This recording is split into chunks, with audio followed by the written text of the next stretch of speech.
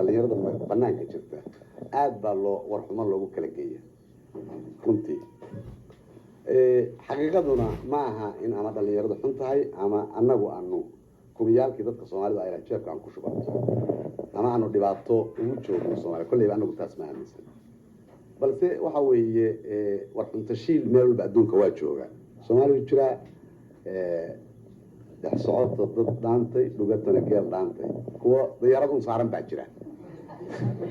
kuwa waraaqahoodu gacantoodu ayaan wax san dhigi karin baa jira waxan mooye dad wada noocaasa iska wada jira marka kuwa aan fahmaynin meesha aan u soconayo waxaynu doonaynaba yaa jiraan kuwa u qaataan meeshii iyagu ay ku ogaayeen Soomaaliya weligeedba inay fadhiyayso awoodna aan u yeelanin inay adduunka kaleeta indheeyaan tadawarka uu samaynayo iyo xarakooyinka socda oo muxuu ahaa habeen walba isbedelaya ayaa jiraanin marka hadee waa la iska gar qof walba maskaxdiisa iyo garadkiisa ayuu hadlaaya inay wax uun iska wanjaaciyaan mar hadday u boholiyoobayaan in Soomaaliya meesha iska fadhido mana suurtooda adduunka wax fadhiya ma jiraan tadawarku ma waa joogaan hadday naatan matal yar ka soo qaadnana balad adigaan idinka bilaabo awowyaalkiin maxay baran jireen ma New York bay imaan jireen iyo Washington waa kuwan qolada inooga timid iyaguna waxa adig hadda haystaan ma ayna hayn jirin sidee u noolaataan bay ku xarbi jireen laakiin adinku waxaad rabtaan in scientific inaad noqotaan muxuu ahaa cilmiga adduunka dayax dushiisa lagu dagaayaan idinka sugayna inaad gaartaan annagana hawadanadu waa taas marka tadawarku waa kaana xataa dad badan oo ayaan u muuqanin ayaa jira inaynu geel iyo ari un daba soconno iyo jooneed sonkora ka dulaalo kaliya caqligooda uu dherer leeyahay marka muxuu ku hadli karayaa qofkaayo markii maskaxdiisu intaas ay dherer leeyahay muxuu ka arki karayaa adduunku heerka uu socdo iyo meesha uu isgaarayo muxuu ka arki karayaa dadka kan dhalinyarada ubaxa meesha ay aayahooda dambe wuxuu noqon karaa muxuu ka garan karaa xagaan ma garan karaa maxaa maskaxdiisu waa awdunta waxay ku awdun tahay waqtigii hore kaliya marka waxay la tahay hadalkan dib inaan ka sheegtaan raba laakiin hanfaafuriya iga boobtay aan marka ka joogsado oo hadalkayga meeshaan rabay inaan ka bilaabo aan ka wato aad iyo aad baan maqsuud uga noqonayaa in Jaal Cabdirasaaq ammaanta uu idin ka sheegayo inaad ku sifowdaan mana aha ammaantaasu mid dadkii horeeto qoladina dhalinyarada waxbay ka sheegtaa waxay oran jireen waa isu hiilin jirnay mar haddaan qurbaha joogno waa istaageeri jirnay waxbaan istari jirnay laakiin dadka waqtiga kan casriga ah waxaad moodaa caqligaasu inuu nin walba nafta nabiga ummadda in lagu socdo laakiin sida hadda uu igu warbixinta Jaal Cabdirasaaq igu siinayo waxaad moodaa inay xeerkeen inaydan ka leexan oo ahaa in qurbaha dadka Soomaalida ah ay iyagu noqdaan kuwii hameen iyo maalin isku tiirsanin ilooba waxyaalihii magaranaysaa muuqan karay aynan ogolaanin qofkooda liita in uu liidashadaas ku tago ama la xusgelinta ha noqoto waxaan leeyahay yani meesha isagoo ku cusub inay dejiyaan ha noqoto ama haddiiba dhoofid iyo meel kale u dirid ay tahay inay taageeraan oo isgudbiyaan ha noqoto caaday inoo ahaan jirtay Soomaaliya weligeed waa dhoofi jirtay waa kuwa nimankii aabbayaalka oo ahaan jireen intii ka hartay iyagaa marag u ah baan moodahaya iyagu hadday halka joogeen oo dadka America ku nool ay jireen meelo badan dadkeenu ku noolaan jiray baa jiray Carabiya jirtay Yurub baa jirtay meelo kale oo ka sii qalabsan baa jirtay laakiin waxay ahaan jirtay caadada Soomaalidu inay weligeed magaca Soomaaliyeed inay daafacaan qurbaha markay jiraan gudahooda wax kasta waa isku birqlayeen marka tiibaad haysaan baa la yiraahdo kulli faan iga weynaan kara ma jiro haddaad laynkaas haysaan waxaan moodayaa qofkii qurbaha ku nool oo muxuu ahaa isagana sharafkiisa iyo noloshiisa ilaaliyay kii walaalkiisa ahana taakuleeyay oo kaalmeeyay inuu ugu fadhiyo qiimo ballaaran dalkiisa naftiisa iyo muxuu ahaa ummadiisa intaba yani matal fiican inuu noqon karo waxaa waxaa la isku tilmaamaa haddii haatan qof adinku wax uun baasho mid Soomaali wax baashay baa leeyahay hadduu wax wanaajiyo mid Soomaali wax baashay baa leeyahay hebel lama oranayo sida caadada markii qurbaan la joogo taa aad baan u raacsanayaa anoo tixraacaya Cabdirasaaq warbixintiisii wanaagaas uu ka sheegayo kaalmeynta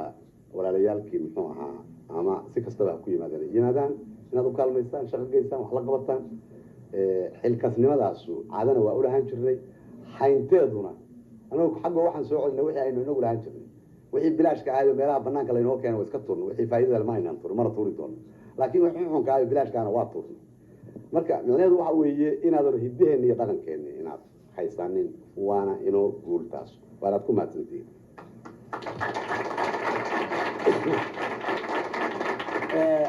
haddaan sii gudbo waxay ila tahay xaq baad u leedihiin in aan wixii aan ka gaaro oo warbixina dalkiina idinka warramo anoo jecel in aan ka run sheego 5 sannadood wixii hawlahayo la qabtay waxay ila tahay ma aan ku tirin karaa halakan laakiin ama buug baa ka soo baxday statistics ama wax badan baa ka yimaada waxaanan weydiin doonaa bacdama dad dhalinyarada aad u badan tihiin dad waxbartan aad u badan tihiin si aad informationka dalka ula socotaanin in laydiin soo diro alaabtaas annagoo usoo dhiibayna safaaradda si ay idin gaarsiiso iyaduna markeeda laakiin ma soo koobi karo maxaa wacay ama annagaa yasayna oo isle 5 sano oo dhan miyaad intaas waxaanu leenahay waxba ma aydan tarin baanu aaminsana runtiina saas weeyaan inaan aaminsanahay ama muxuu ahaa haddii la tiriyo waa badan yihiin qiimo inkastaba ha la ekaaday balse haddaan guudka ka taabtaabto waxaan odhan karahayaa intii taagteenna markaynu miisaano aqoonteennu intay leeg tahay aqoonta waxaan u taabanhayaa waxa wax dhaliyaa waxa weeye qofka maskaxdiisa iyo aqoontiisa wax dhalisa dhulku barwaaqo kasta uu yahay haddaan maskax siyaasiyan bisil oo garan karta ummaddan waxay u baahan tahay cilmiyan dhisan oo markii loo dhaqaaqo fikraddii ay timaado hirgeliya wixii la rabay ama qorsheeya si hufan u qorshaysa iyo mid hawlkar ah ee fulisa haddaan la helin barwaaqo kastoo dalka jirta dalku sidiisa unbu iskaanay lakin waxba ku siyaadi kari maaya marka haddii loo eego yacni intaba saddexda dhanba haddii loo eego intii kartideenu la ekayd haddii wixii dalka yiilay loo eego haddii dhibaatooyinka badnaa oo ama xuduudyada nooga soo baxayay ama muxuu ahaa nagala darsaayey fikradda aada u hooseysa oo ummaddeena loo eego waxaanu is leenahay intaa ka badan ma samayn kartay anigu mar badan markaan la hadlaayo dadka soomaalida ah oo waajibku haddii uu ka saaraa inay iyagu naftooda dhismadeeda u halgamaan waxaan idhahdaa waa ka badin karnay waana aan ka dheerayn karnay laakiin ma aydan garan war runtii warisay tahay laakiin markaan objective loo hadlo yani run ahaanta marka amaan tixraaco taariikhda aan tixraaco waxaan rumaystaa inaynaan intaas ka dheerayn karin ayaan rumaystaa haddaba haddaan taabto xagga siyaasadda waxaynu gaarnin waxa weeye inaynu aada ugu dadaalno inaan dadka kan soomaaliyeed u tilmaano dhacsiino runtoodu mid ay tahay been ku noolka inay ka baxaan yani dhaldhalaalka beentaa iyo waxaas beenbeenta inay aaminaan inay u hanqaltaagaan dad kale waxay haystaan tabcadeen ku dhinteen ay gaareen in ay muxuu ahaa ka sugaan ummad kaleeto wixii iyagu ay u baahan yihiin inaan aaminsiino in aan muxuu ahaa nina wax uu leeyahay oo adan adugu lahayn ayn marna ku deeqayno waa midaan kaga maahmaahay cuno aadan lahayn waa lagu daca qurbaa maxaa waxay baahi baa ku haysa dhereg baad isleedahay markaas xabad kugu bukoonaysa ilaa mar kale ma helaysid laakiin waxaad adigu tabcato ku dhiiday in qiyaasoo fiican bacdamaa kii tabcaday aad tahay haddana berri waa tabcan doontaa muxuu ahaa waa si qiyaasaad u socota marka halgankeena ugu ballaarna waxay ahayd bislays maskaxda ummadeena ujeeda inay iyagu qiimahooda aadamiga gartaan inay iyagu gartaan in dalkooda khayraad ku jira inayan heli karin wax khayraada haddayan iyagu kula soo bixin maskaxdooda iyo muruqooda urursan haddayan kula soo bixin waxba inay suuroobeen taarikhda adag bay ku fadhidaa xaqiiqday ku fadhidaa si cilmiga markii loo dartay sidaa noqonaysaa ninka bedeli karana ma jiro haddii dalkan maraykanku wuxuu ka mid yahay dalka qaniga ah kuwo kaleeto wada qanigaa jiraan waxay leeyihin hadday hadda inta inay jecladaan inay soomaaliya ku tuuraan ay damcaan weligaa kuma dhergin karaan runtii saas bay ahayd dagaalkanagu laakiin waxa dhergin karaa waxaa weeye fikradooda oo u bislaata inay iyagu dantooda u halgamaan fikradooda iyo muxuu ahaa iyo muruqooda ay ururiyaan wixii ay haystaan oo ay ku kaalmeeyaan halgan run ah oo ay galaan suunku ay dhexda ku adkaystaan taa un baa dhalin karta khayraad tan baa sida aan jirtay dadkeedu gaajo u baktiyi jiray xabad bay isku boobi jireen waxay la tahay taariikhda nina iloobi kari maayo laakiin maxay u bedeleen waxay u bedeleen sida hadda ay tahay dad baa waxay moodayaan sidaas ay tahay inay ku timid waagi hore kuma imaanin sidaas marka inaanu isfahamsiino dadkeenna taa inaanu ka soo celinno hawadooda beenta ah hawadii beenta ahayd inaan ka soo celinno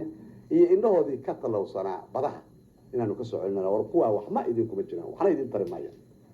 hoos indhihiina u jeediya haddaad dad qiimaynaysaan kuwaa adinka dadkiina qiimeeya waxa idin haranay wax qabsada iyaga nabadgelyadooda inay isnabadgeliyaan cadaawadda xasadka xanta xaqirka dhabarka wareenka ayagu isku hayaan dilka muxuu ahaa inay ka tanaasulaanin maxaa faa'iido ay leedahay ma jirto in ay marka gartaan macaamilka kaleeto adduunka ay leeyihiin ama xuduud beenaadyadaasu ha ahaadeen ama kuwa kaleeto ha ahaadeene qoomiyadooda ummad ahaantooda soomaaliyeedna inay gartaan xaggeen ka gaarnay waxaan ka gaarnay in uun kolleyba muddo 5 sano ah juquf ma maqnaanayso gununac yar iskama maqnaanayo iska jiraya maxaa haddaan waxba lahaynin gunucu ma jirteen hadday jirtana si kale u jiri lahayd laakiin haddii wax la qabto contradiction baa imanaya waana sandulle inuu yimaado waxaa kolleyba qof bay taabanaysaa markay dad badan dantooda teegaarayso iska logic marka waxyaalaha sirarku way iska jiri karaan laakiin waxaan anigu oran karahayaa heerka ay joogtaa ma xuma haddii sidii aynu horay ugu dhisnayn structureki aynu ku dhisnayn oo loogu yeeri karay political social economical structureki aynu ku dhisnayn haddii loo eego oo aanu isku dayin dhammaanta inaan dudumino maxaa mid Soomaali wax ugu yaal ma ahayn Soomaali dad ka reebay adduunka buu ahaa kaas oo ku base garaysnaa qabyaalad iyo danaysi ku base garaysnaa ka inaan jijibino oo aynu ku dhisno muxuu ahaa hab cusub ee ah Soomaali mid ah siman tabcatana xornimadeedana ku dagaalanta ahaato dhanka siyaasadda dhaqaalaha iyo bulshada intaba waxaan is leeyahay kolleyba markaan eegno dadweynaha meel kastaba ha joogtee in uu yahay runtii meel fiican inuu marayo kolleyba intiina tano qaraabaad ku leedihin Soomaaliya qof sidiisa u dhinta maahayn dadkii la jari jiray maanta ma jiraan waxaa celiyeyna ma aha forces fara badan oo aan miyiga kusii daynin oo magaalo kusii ma aha waxa weeye damiirkooda wadaniga oo koray ama siyaasiga oo koray oo gartay inayn daruuri ahayn inay iyagu macni darro isu laayaan waa jira hal dhugle mid uu baraka beera laakiin xuduud beenaad ka sheegay gudahaase waxaan filayaa wax hadda idinka soo gaaray dhowaan inay jirin maanta adduunka laba hab baa lagu dhaqmaa wixii si baktiyaya mooyi ama hore u dhammaaday habna waa habka antigoosadka habna waa habka antiwadaagka waxa sii dhamaadaan sheegaya waa boqortooyo matalan yani waa baktiday maalin walba ilig sii dhacayo weeyaan haddii wax ka harayna kolleyba waa wax baabacayo weeyaan maxaa ka dhaxayn karay waxaa ka dhaxayn kara keeni qabiil ku dhisnaa reer hebel yaa maanta usoo galaya reer hebel yaa uqabsanay yaa iskuul ugu jiray iyo yaa askar ugu jiray yaa magaciisi iyo waxa loo tooqo lagu faanaaba halkaa ay ku dhisaalaysay taa kaliya ku jirtay anigu magaceeda wacal baan u baxshay hab wacala siyaasiya wacala baan u baxshay laa xagga haddii kaleeto waxaan loo bixin karaa mid duqoobay oo waa hore dhintay ummadihii ka tageen annaga keliya anaga fadhino baan u fiirin karaa ma jirto adduun iska hawtalema ma jirto ama antigost baa lagu dhaqmaa waa nidaam siyaasiya oo lagu dhisaaleeyo ama lagu dhiso dalkaaga dhaqaalihiisa tacliimtiisa bulshadiisa lagu habeeyo weeyaan matalan meesha aan joogno oo adduunku uu isdaba koray dad badanna ay aadama ka weynaanaya alla yarama noqona ay joogaan runtii sidaas weeyaan midna waxa weeye dhabaha kaleeto loo marana waa midda kale la yidhahda hanti wadaagga kaas oo muxuu aad moodo amaba runtu ay tahay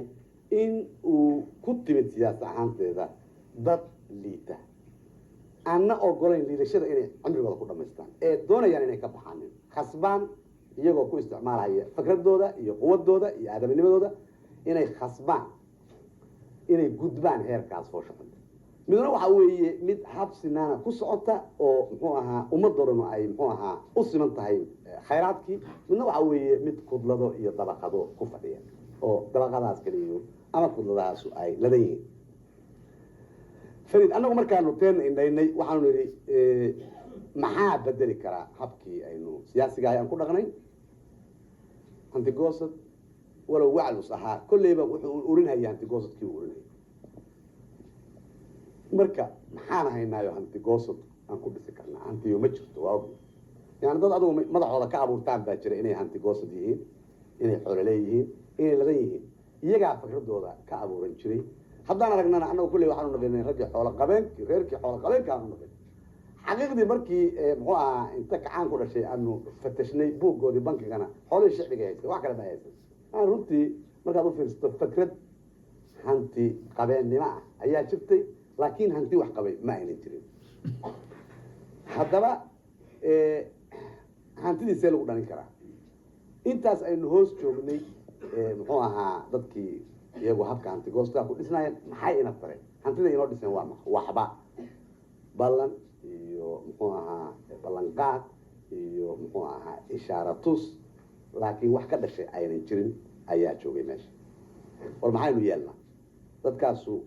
waa ka dad aadaminimo haddii la yidhahdo dadna kama qiimo badna kama caqli roona kama adkaysi badna bacdamaas fikradooda siyaasiga ay bacsan tahay oo dulaysan tahay uma ay suurtoonin wax qabsadaan dalkoodu taajir weeyaan dhan kastaba haddii laga eego xaqiiqadii waa saas muxuu ahaa kama faa'iidaystaan war maxaa inoo tala ah oo aynu gacanteena ku jirin waxaa inoo tala ah inaanu dadka kana aaminsiino quwadooda aadamiga ah dalkooda khayraad ku jirana u tilmaano ka gadaalna inagoo isku duuban aynu dhammaanteen qaadano yaambo iyo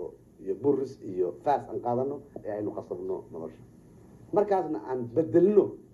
yani habka dalku uu ilaahay u sameeyey ee aynu ugu bedelno habkaynu inagu doonayno kaas wuxuu ahaa habkii hanti wadaagga ahaa annagoo isle maslaxadda ummadda badan bay ahayd ama waxaan odhan karaa kii fikradiisa dulowday hab kastaba ha ku dulowday ee qof kastoo soomaaliya maslaxadiisa maxaa waa dhaba kale u banaan oo ma jiro wax ku gaari kara oo adduunka hab heerka uu marahayo uu uga daba tegi kara ma jirto siyaasi ahaan marka waxaad moodaa inaan ku yara fogaaday fasiraadaheeda bal inta aan kaga haro waan isleeyahay hanuunintii meel fiican bay maraysaa magaalada waa ka kaxaynay